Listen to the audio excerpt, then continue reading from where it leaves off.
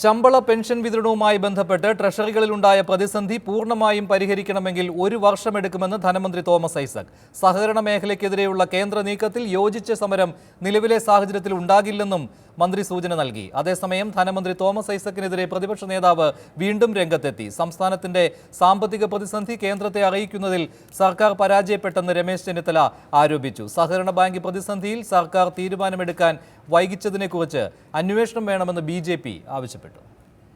1 വർഷം വരെ ആകുമ്പോഴേക്കും സാധാരണ അന്ന് പിൻവലിച്ച നോട്ടുകളുടെ അത്രയും നോട്ടുകളാവും.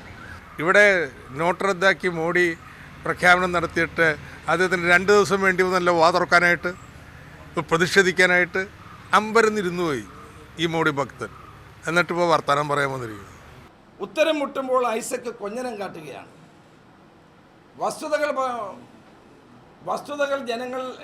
വസ്തുതകൾ മനസ്സിലാക്കിക്കൊണ്ട് കാര്യങ്ങൾ ചെയ്യണമെന്ന് ഞാൻ പറഞ്ഞതിനെ അദ്ദേഹം വ്യക്തിപരമായ വിമർശനങ്ങൾ നടത്തിയതിനകത്ത് എനിക്ക് വിഷമമുണ്ട്. തോമസ് ഐസക് എന്ന് പറയുന്ന വ്യക്തിയോടുള്ള വിരോധം കൊണ്ട് പറഞ്ഞതല്ല ഈ കാര്യം.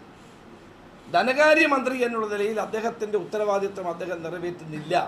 സത്യത്തിൽ കള്ളപ്പണക്കാരുടെ ദല്ലാളായിട്ട്, കാവലാളായിട്ട് നമ്മുടെ കേരളത്തിലെ ധനമന്ത്രി മാറിയിരിക്കുന്നു എന്ന് പകൽ പോലെ വ്യക്തമായിരിക്കുകയാണ്. സമാന്തര സമ്പദ് വ്യവസ്ഥ നിൽക്കണം, കള്ളപ്പണം നിലനിൽക്കണം, കള്ളപ്പണത്തെ നിലനിർത്തണം, കള്ളനോട്ടുകൾ വ്യാപകമായി കേരളത്തിൽ ഒഴുകണം. ഇതാണ് ധനമന്ത്രി ആഗ്രഹിക്കുന്നത്.